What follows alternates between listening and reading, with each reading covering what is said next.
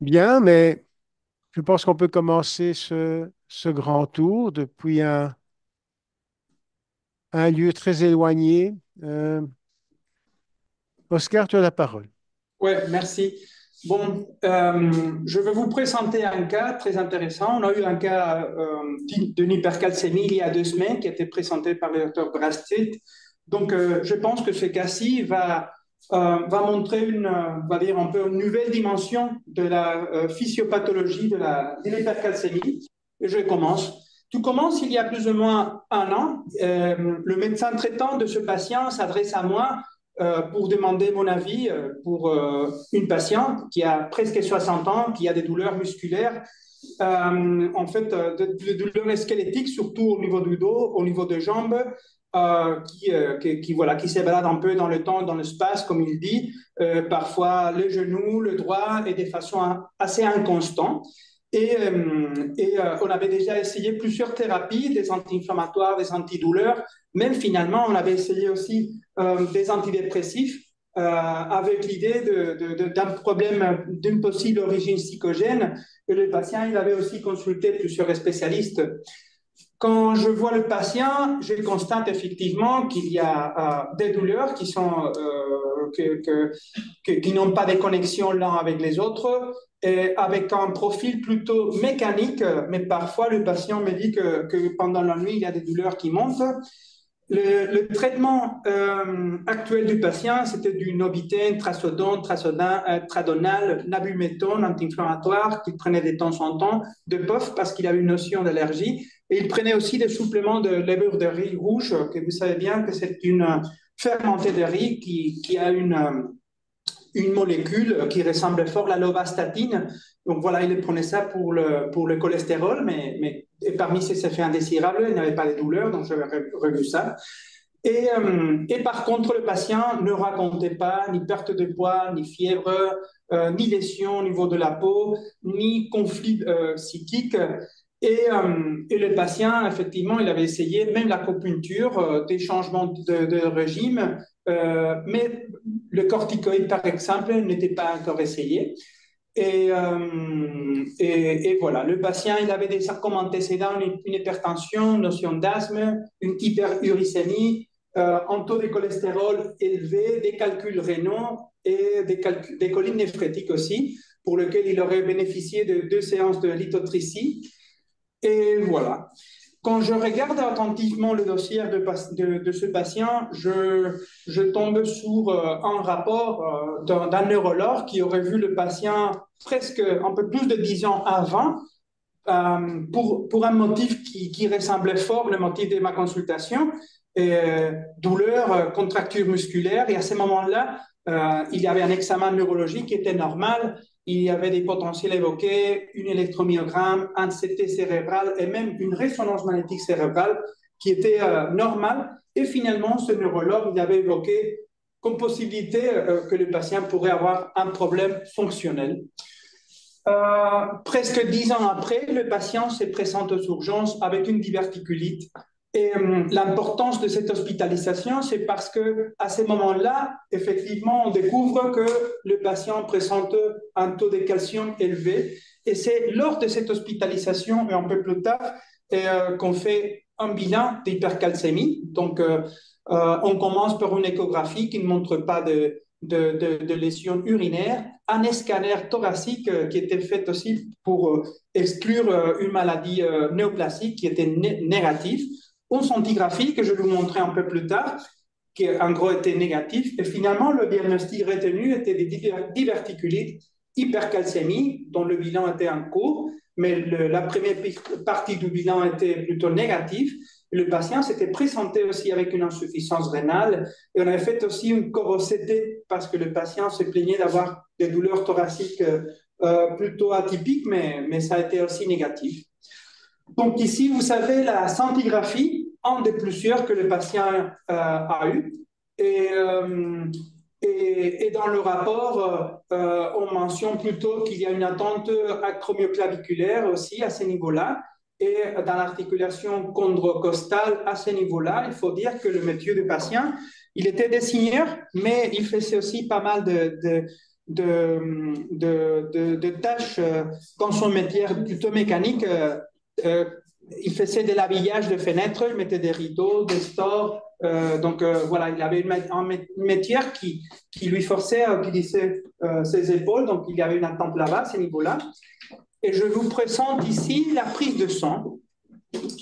La prise de sang, vous verrez ici qu'il y a une fonction rénale qui était perturbée, il y a un calcium qui était élevé, pardon, il y a un calcium qui était élevé, et même si on le corrige par les protéines, le calcium serait plutôt corrigé à 3,5. Donc voilà, calcium bien élevé.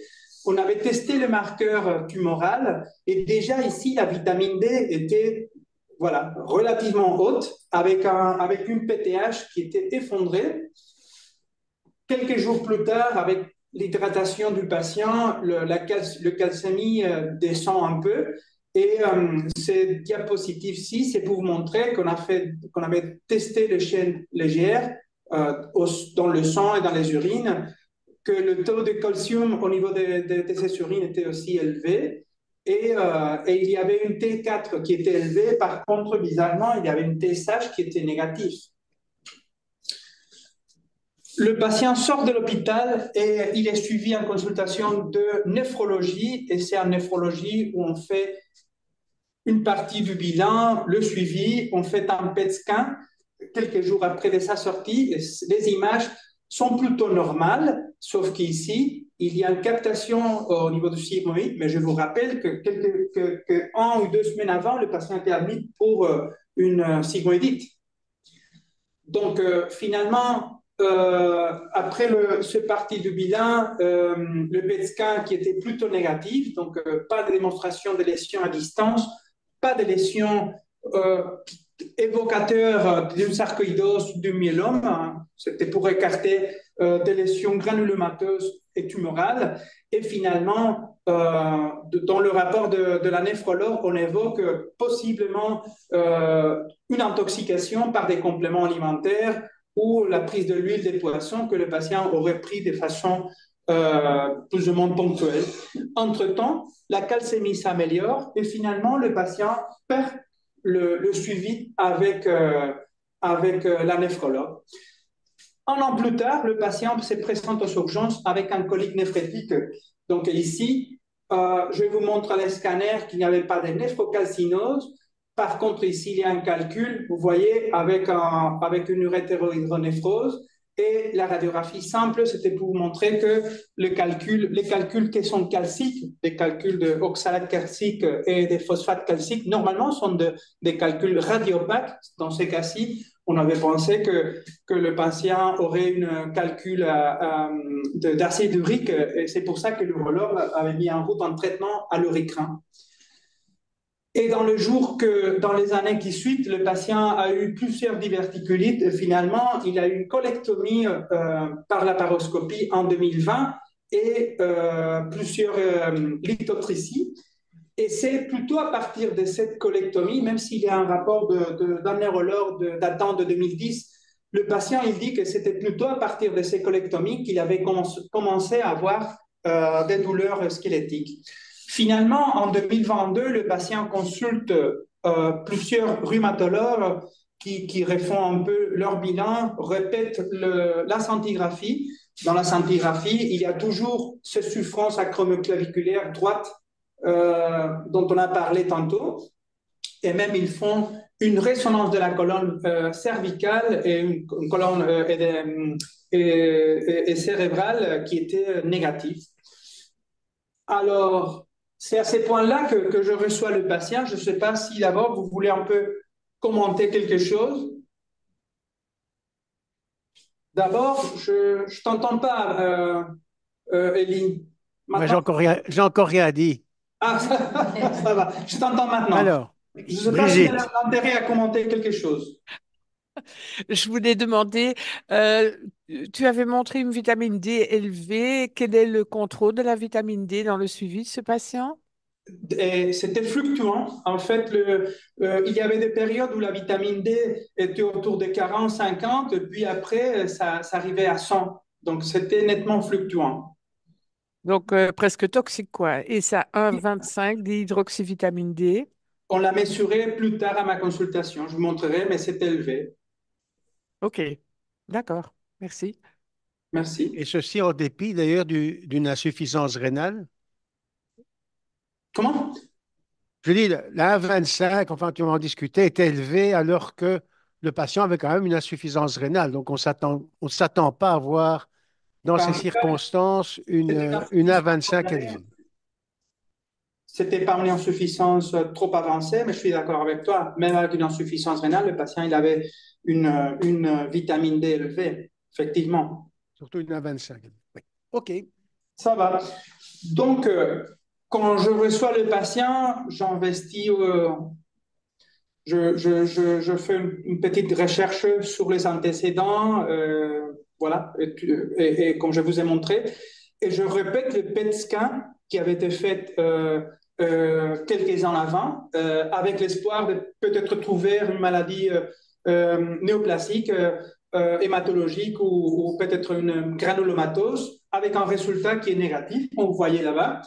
Donc, je demande aussi la PTH-RP qui vient aussi négatif, et même avec une scintigraphie qui était déjà négative un peu moins d'un an avant, je la répète, et ça devient normal.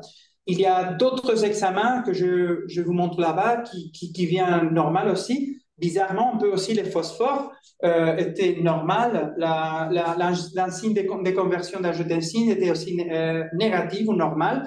Le chien légère, et puis aussi tout ce qui était métabolisme osseux, et tout osseux, l'ostéocalcine, la BCT, l'ostéase était aussi négative. Et puis les ANA, les facteurs rhumatoïdes, les ANCA, sédiments urinaires, tout était aussi négatif.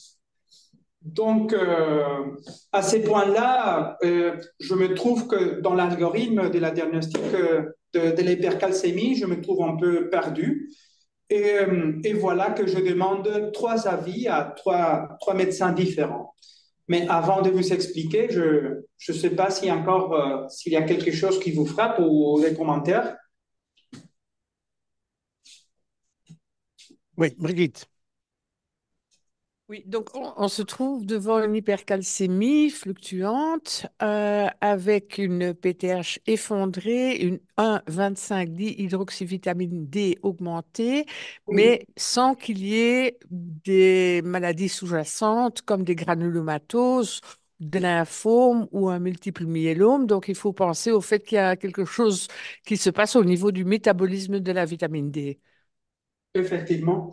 Donc ici, je vais montrer un peu le parcours pour que ce soit un peu plus clair. Donc, étant donné, on commence avec une vitamine D élevée avec une PTH supprimée. Donc, ici, selon l'algorithme,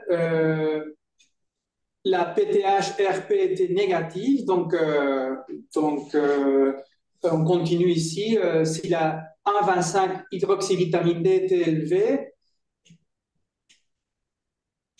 effectivement, c'était élevé, mais par contre, quand on avait fait le PET scan et en fait le parcours que le patient avait eu, donc c'était une hypercalcémie qui date depuis au moins 2013 ou 2014, quand j'avais revu un peu les images, ça collait peu avec un processus lymphoprolifératif ou tumoral. Il pourrait bien avoir un problème granulomateux, mais le PET scan et l'examen physique, les autres examens n'étaient pas trop à faveur. Et au cas où, donc on était ici, les PET scans étaient négatifs et voilà, on poursuit. Bref, bref, tout est négatif, Oui, tout est puisque l'algorithme d'Up-to-date nous mène dans une impasse. Donc, devant cette fluctuation de la calcémie au cours du temps, qui allait de valeurs quand même assez fort élevées à des valeurs strictement normales, et même chose pour la vitamine D, qui était, comme on l'a signalé, on arrivait dans des taux toxiques, à d'autres moments pas, chez quelqu'un qui ne prenait pas de suppléments significatifs, et puis plus de suppléments du tout.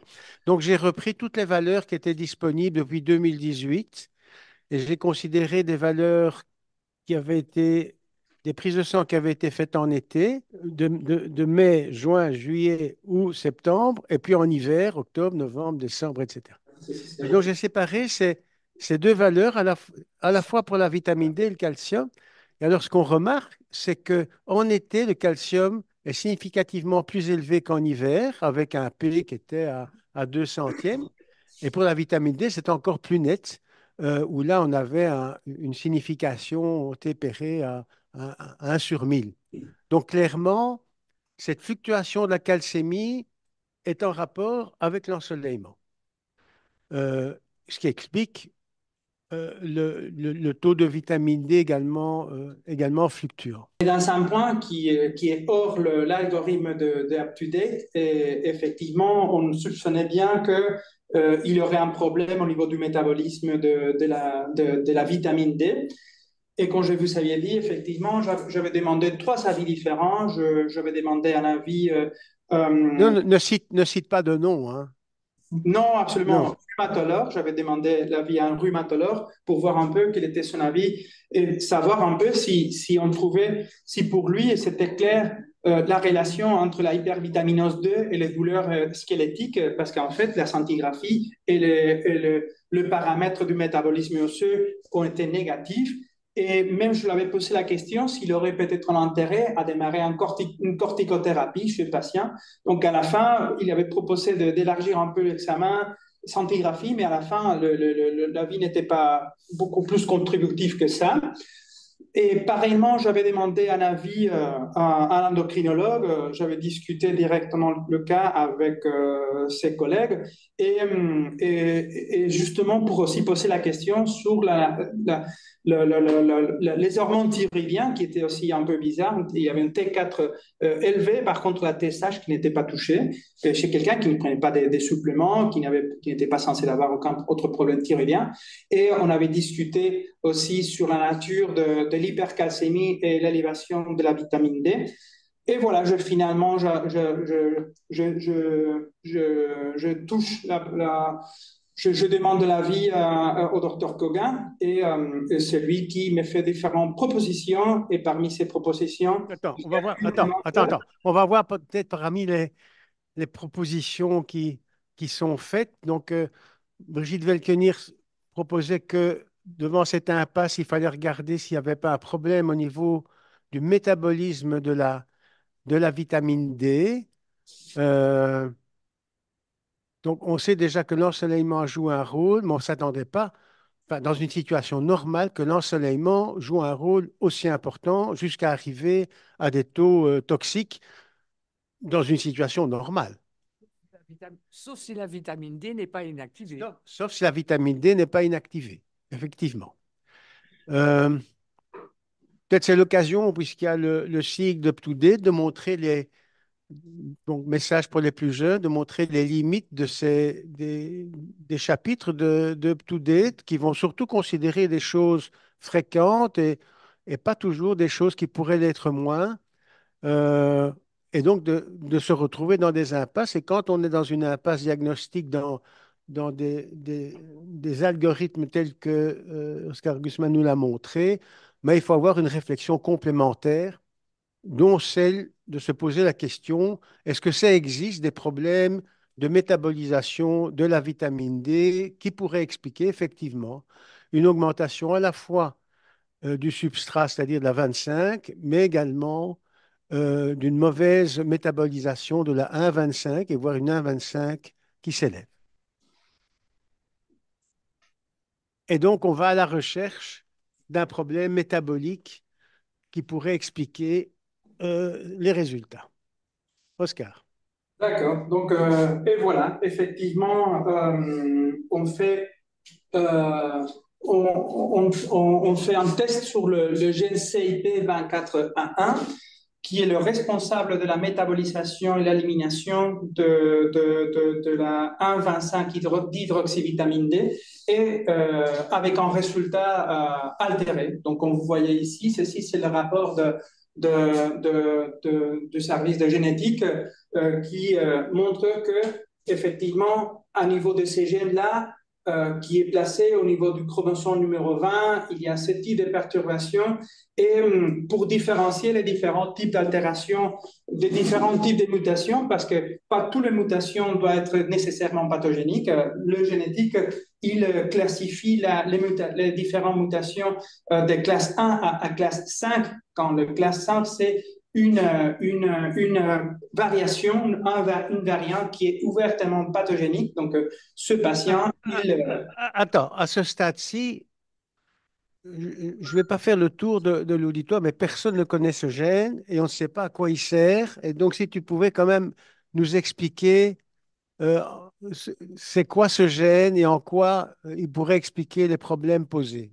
oui, ça arrivera dans une diapositive ou deux un peu plus tard. En fait, ce patient, il avait le deux allèles qui étaient mutés avec des mutations qui étaient différentes. C'est pour ça que ce patient, il était hétérozygote biallélique.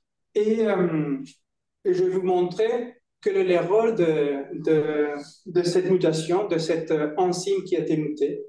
Donc, petit rappel du métabolisme de la vitamine D. La vitamine D est produite ou commence à se produire notamment au niveau de la peau à partir des précurseurs de la vitamine D. Donc, c'est grâce au rayonnement de l'ultraviolet B qu'on produise le cholécalciférol au niveau de la peau. Ceci, c'est la source principale des vitamines D dans l'organisme, mais il y a aussi des apports oraux qui peut entrer dans l'organisme par la voie gastro-intestinale. Et on peut avoir de la vitamine D par voie orale, mais aussi d'une variante de la vitamine D qui vient des plantes des champignons, que c'est l'ergocalciférol, que c'est plutôt la substance qu'on utilise pour enrichir le supplément alimentaire. Donc, tout ça arrive au foie où c'est changé par la 25 hydroxylase et puis après, au niveau du rein, on produit le calcitriol, que c'est les 1,25 d'hydroxyvitamine D. Et il y a tout un mécanisme de contrôle et de feedback, mais qui repose sur les épaules de cette enzyme-ci, que c'est la 24 hydroxylase. Et c'est là où se trouve la mutation qu'on a trouvée. Donc Voilà. peut-être pour expliciter peut-être un petit peu mieux ce que tu es en train d'essayer de nous dire, c'est que dans le métabolisme de la vitamine D, il est prévu qu'il y ait un émonctoire vers la 24-25 vitamine D et de la même manière la 1,25 vers la 1,24-25 vitamine D qui sont inactives. Et donc c'est une sorte de contrôle interne pour ne pas se retrouver avec un excès de vitamine D active. Cette 24-25 peut d'ailleurs être dosée et on peut comprendre que si pour des raisons de mutation génétique du gène qui contrôle la 24 hydroxylase, il y a une perte de fonction, eh bien, cette dérivation vers la 24 hydroxy ne va pas se faire.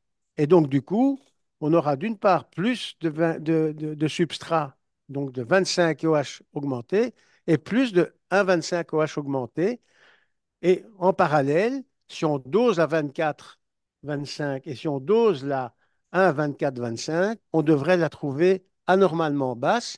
Et une des façons de démontrer, on va dire, métaboliquement l'anomalie, c'est que si on fait le rapport entre la 24-25 et la 25, ce rapport va être anormalement bas par rapport à des situations normales. Et la même chose pour la 1,24-25. Et donc, à ce stade, puisque ça, c'était l'hypothèse, comme l'a suggéré Brigitte Duncan-Hirs, qu'il y avait un problème du métabolisme de la vitamine D, eh bien, il y avait deux façons d'aborder le problème, soit en dosant la 24-hydroxyvitamine D, soit en recherchant une mutation, perte de fonction du gène CYP24A1, qui est précisément le gène qui contrôle la synthèse de la 24-hydroxylase. Oui, Mathieu. Moi, ce qui m'intéressait de savoir, c'est parce qu'il a fallu passer par PubMed, j'imagine, ou alors vous connaissiez la mutation. Et qu'est-ce que vous avez rentré dans PubMed pour finir par tomber là-dessus? Alors, je pense que si on... Bon, d'abord, bon, cette mutation n'est pas si rare. Bon, ce n'est pas si rare que ça.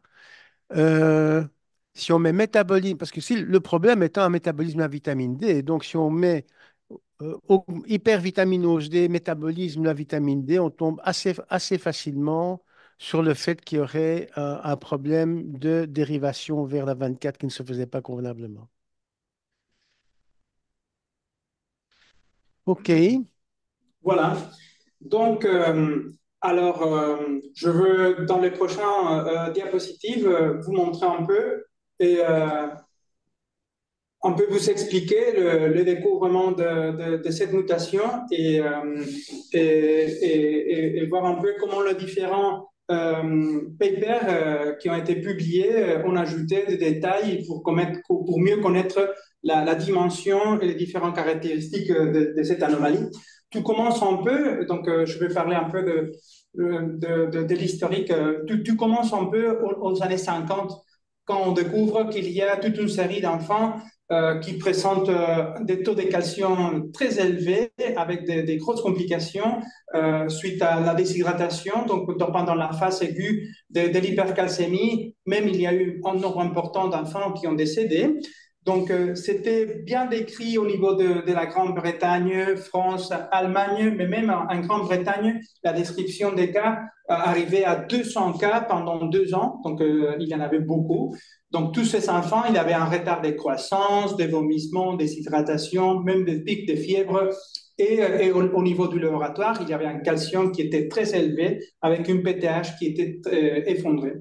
Donc, on s'était rendu compte qu'il y avait une partie de ces enfants qui présentaient une phénotype bien particulière et qui conformait les syndromes de Williams-Börre, qui était plus tard décrit. Ces enfants, donc vous avez ici un peu le dessin de cette fille. En fait, c'est un dessin plutôt attirant et gracieuse, mais je vous avoue que les photos des enfants réels sont moins jolies. Et donc voilà, c'est pour dire que ces types d'enfants, ils ont un problème aussi génétique assez complexe qui atteint plusieurs systèmes de l'organisme et qui présentent un phénotype particulier. Tous les autres, ils ont été classifiés comme hypercalcémie infantile idiopathique ou type Lightwood.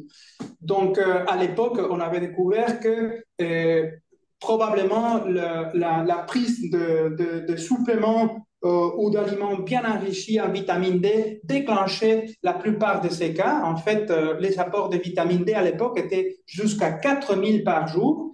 C'est plus ou moins 10 fois la quantité qu'on a maintenant.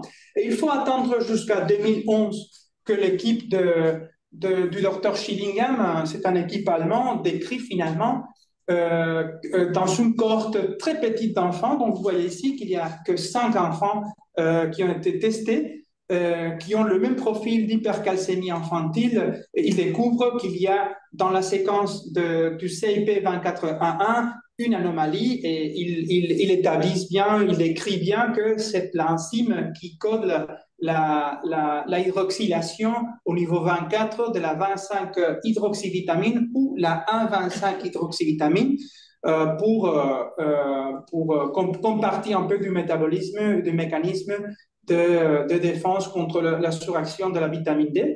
Donc, ils disent qu'effectivement, cette présence explique la sensibilité des enfants à la vitamine D et qu'il faut faire attention à la supplémentation de vitamine D.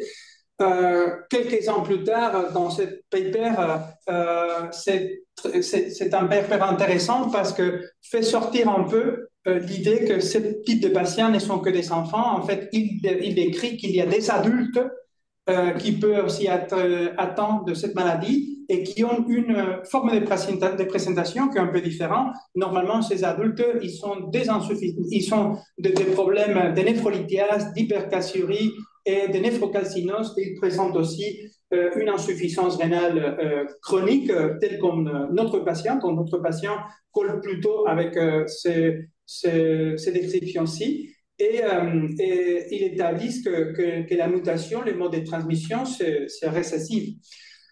dans un article un peu plus tard, ceci c'est justement pour vous montrer qu'on a fait des essais pour traiter certains patients avec du ketoconazole, avec un succès quand même partiel, et que ce type de patients, ils font une réponse aux corticoïdes pour une raison que je vais vous expliquer un peu plus tard.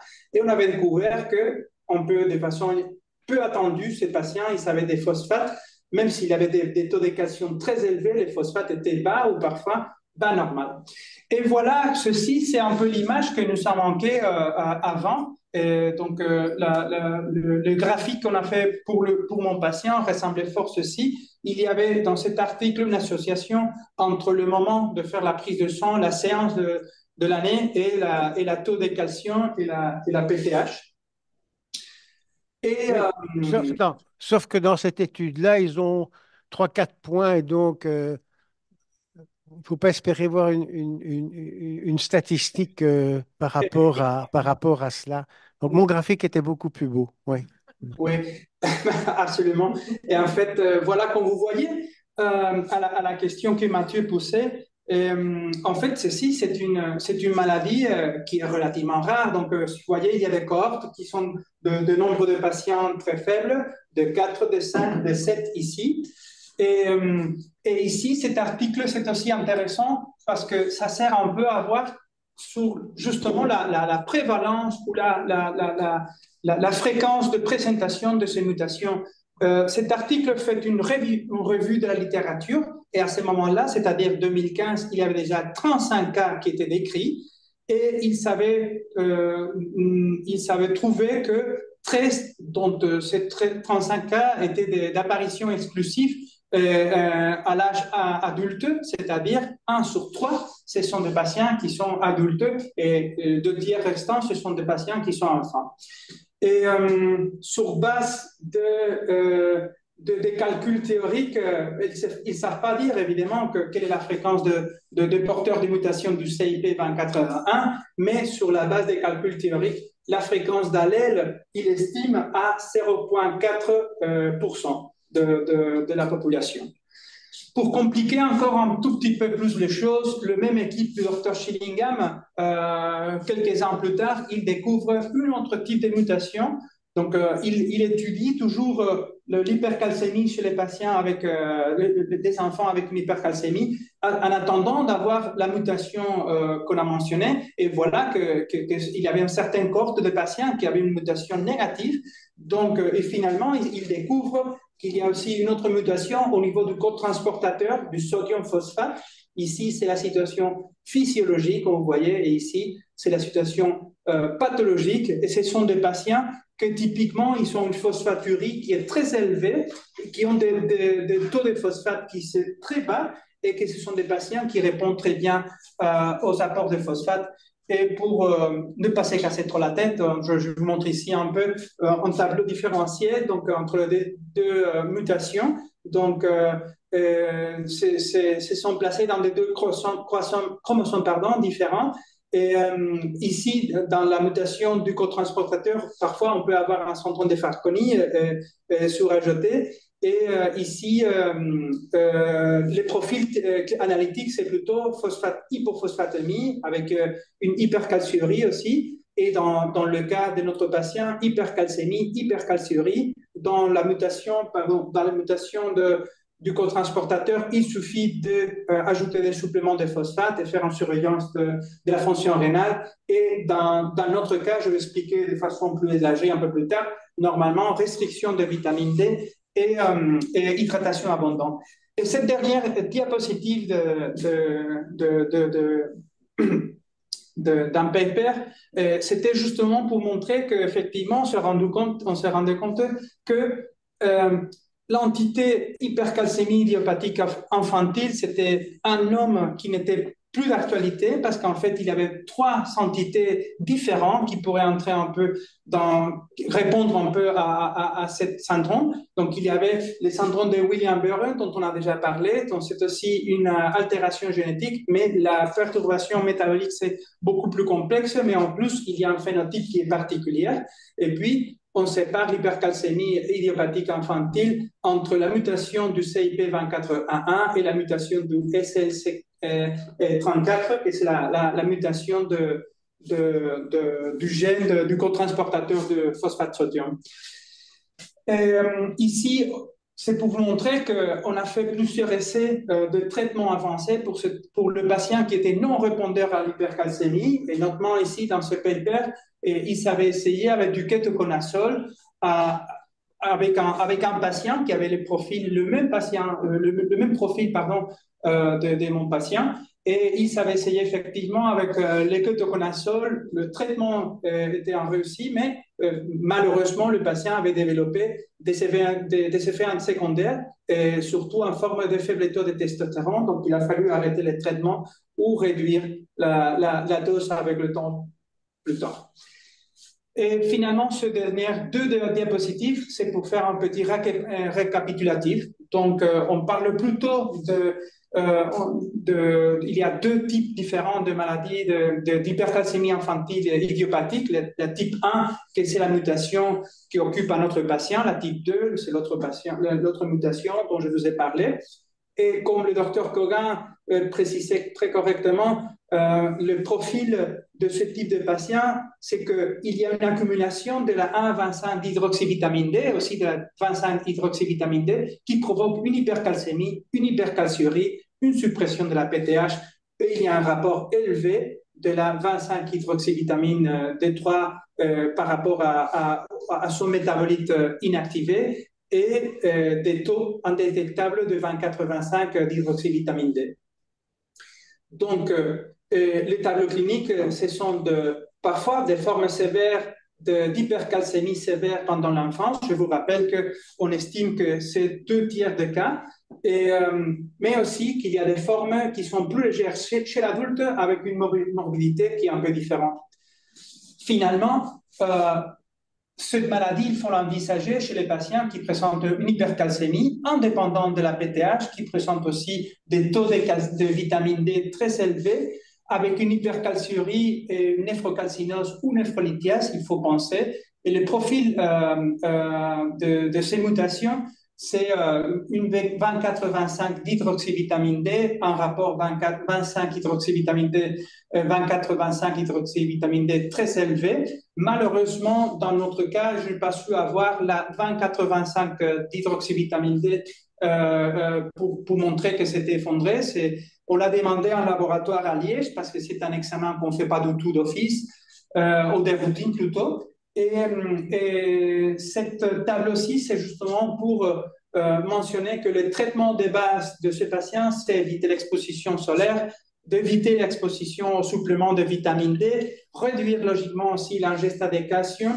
Dans la littérature, c'est mentionné que, à part de l'hydratation, logiquement, pour traiter l'hypercalcémie, l'utilisation des diurétiques denses, on peut utiliser la calcitonine et le biphosphonate, et comme on a vu avant, on peut utiliser comme option, disons, avancée, l'utilisation des azoles, de la rifampicine et de la méthionine.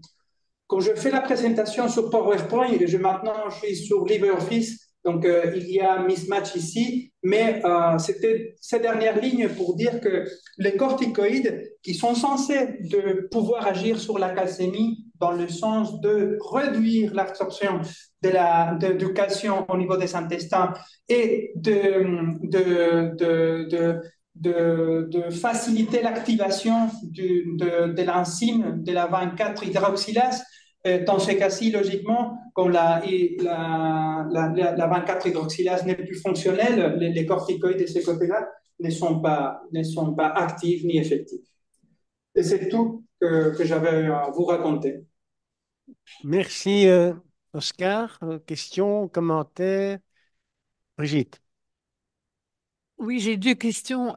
D'abord, quelle est la densitométrie osseuse de ces gens atteints de cette maladie?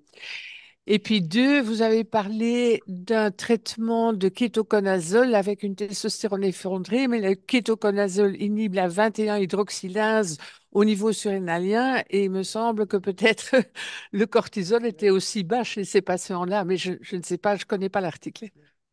En fait, le kétoconazole a été utilisé, j'ai vu, uniquement dans deux articles ou trois. Donc, dans la littérature, il n'y a pas beaucoup d'explications.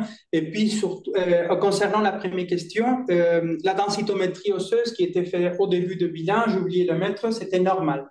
En fait, à la fin de tout, la question, c'était plutôt est-ce que cette perturbation, cette anomalie, l'élévation de la vitamine D, l'hypercalcémie, pourrait peut-être expliquer les douleurs de mon patient sous la forme de microfractures suite à une résorption osseuse qui était majorée. Mais malheureusement, on n'a pas su démontrer cette résorption parce que les différences antigraphiques qui ont été faites ont été négatives et aussi les métabolites de résorption osseuse et des métabolismes de osseux ont été aussi négatifs.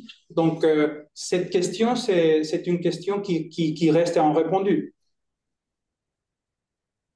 Oui, j'avais aussi la même remarque que toi, Brigitte. Bon, et son taux, oui, pour éviter de compliquer trop l'affaire, mais le FGF23 est également concerné dans toute cette boucle et l'association d'une 1,25 élevée et le FGF23 est susceptible, enfin, est à l'origine d'un grignotage de l'os et participe à l'hypercalcémie. Donc, on devrait s'attendre effectivement à ce qu'on ait une densitométrie osseuse qui soit plutôt abaissée. Euh, L'autre point, c'est sur la première scintigraphie osseuse, j'avais l'impression, c'est un indice qu'on ne calcule plus vraiment beaucoup, qui est l'indice de Fuggelman, qui est en fait une association de toute une série d'anomalies au niveau de la scintigraphie osseuse dans le cadre de maladies osseuses métaboliques. Bon, en particulier, on a ce qu'on appelle la cravate sternale, et sur la première scintille que tu as montrée, je trouvais que le sternum était un peu trop visible par rapport à une scintille normale. Ouais, D'autre part, il y a une captation de la voûte du crâne. Et le troisième élément est de voir anormalement les reins dans ces maladies osseuses métaboliques. Et donc, ça reste quand même un test intéressant, mais qu'on n'utilise plus beaucoup, mais qu'on utilisait quand on était plus jeune, hein, Brigitte? les problèmes Voilà. que OK. les Et donc, voilà, ici, quand on voit le sternum, ce sternum est quand même est ce qu'on appelle la cravate sternale, et on va véritablement se dessiner une cravate au niveau d'un scintille osseuse. Et ça, c'est quand même un argument en faveur d'une maladie osseuse métabolique. Donc, il n'est pas exclu que ces plaintes euh, était quand même en rapport avec une atteinte, avec cette atteinte osseuse métabolique plutôt que quelque chose de fonctionnel. Il faut être prudent avant de conclure que ce soit fonctionnel, surtout lorsqu'on trouve quand même une série d'anomalies bien tangibles. OK. Alors, effectivement, c'est nos collègues liégeois qui sont particulièrement concernés par ces métabolites de la vitamine D et donc ils dosent à 24-25. On devrait recevoir le résultat dans pas trop longtemps. Et on recevra aussi à un moment donné, mais c'est en cours de mise au point, le dosage à 1, 24, 25. Et donc à ce moment-là, l'observation sera tout à fait complète. Je ne me souviens plus par rapport à la famille. On n'avait pas pu étudier les membres de la famille pour voir s'il y avait quelque chose de familial chez ce En fait, patient. il n'y avait qu'une demi-sœur. Il avait une demi-sœur qui était saine et qui n'avait pas d'anomalie au niveau de la prise de sang, ni antécédent de calcul, ni rien. Et le OK. patient, ses parents, il était décédé et il n'avait pas eu de problème particulier. Il a des enfants? OK. Non. Il n'a pas d'enfants? Non. Et il n'a pas d'enfants non plus, hein. Bien. Eh bien, merci beaucoup. On s'en retrouve encore plus enrichi une fois de plus sur le coup du G du à 13h30 et à la semaine prochaine. Au revoir.